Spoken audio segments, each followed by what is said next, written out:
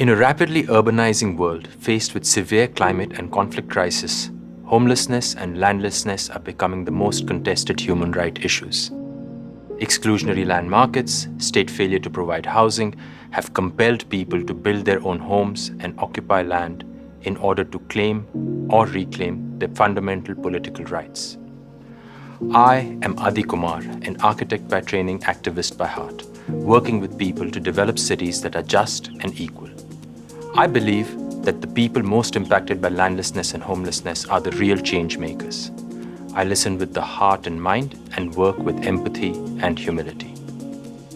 In India, South Africa, Lebanon, and the US, I have supported communities and social movements in disrupting the status quo, accessing basic services like water and sanitation, reconstructing post-conflict or disaster homes, upgrading slums, and advancing land rights. Using community data, co-design, political advocacy, and policy development, and ultimately challenging the pillars of power, I have translated theoretical ideas into tangible changes in people's lives.